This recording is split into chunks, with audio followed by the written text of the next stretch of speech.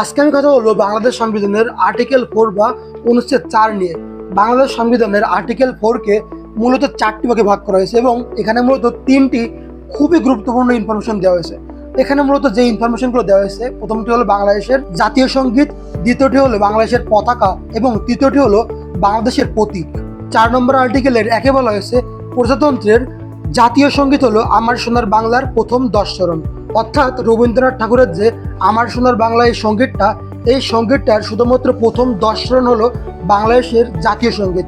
এই সঙ্গীতটার সম্পূর্ণটাই কিন্তু বাংলাদেশের জাতীয় সঙ্গীত না, শুধুমাত্র এই সঙ্গীতটার প্রথম 10 চরণ হলো বাংলাদেশের জাতীয় সঙ্গীত। দেন তারপরে এখানে 4-2 বলা হয়েছে প্রজাতন্ত্রের জাতীয় পতাকা হইতেছে সবুজ ক্ষেত্রের উপর স্থাপিত রক্তবর্ণের একটি ভরাট বৃত্ত, যেটা আমরা আমাদের জাতীয় পতাকায় দেখতে পাই।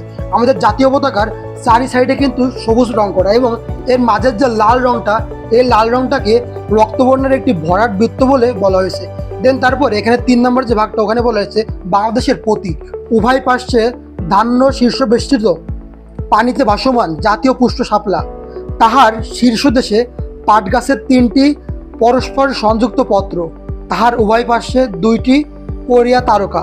অর্থাৎ আমরা যে আমাদের দেশের যে কয়েনগুলো দেখি, বিভিন্ন কয়েনগুলোতে দেখি যে এক সাইডে শাপলা ফুল দেওয়া হয়েছে। এই যে শাপলা ফুল, এই শাপলা ফুলের 2 সাইডে আমরা দেখি যে ধানের শীর্ষ দিয়ে বেষ্টিত এবং এই যে শাপলা ফুলটা এটি পানিতে ভাসমান বোঝাতে এর নিচে ঢেউ ঢেউ করে দেওয়া হয়েছে। এছাড়াও এর শীর্ষ দেশে পাট গাছের 3টি পরস্পর সংযুক্ত পত্র দেওয়া হয়েছে এবং এর সাথে রয়েছে উভয় পাশে 2টি করে তারকা। পরিশেষে 4 নম্বর অনুচ্ছেদের লাস্ট যে ভাগটি, ওখানে বলা হয়েছে উপরিউক্ত দফাসমূহ সাপেক্ষে জাতীয় সঙ্গীত, পতাকা ও প্রতীক সম্পর্কিত বিধানাবলী আইনের দ্বারা নির্ধারিত হইবে। সো যাই হোক, এই ছিল আর্টিকেল 4 বা 4 নম্বর অনুচ্ছেদ। Thank you everyone, thank you all for watching this video.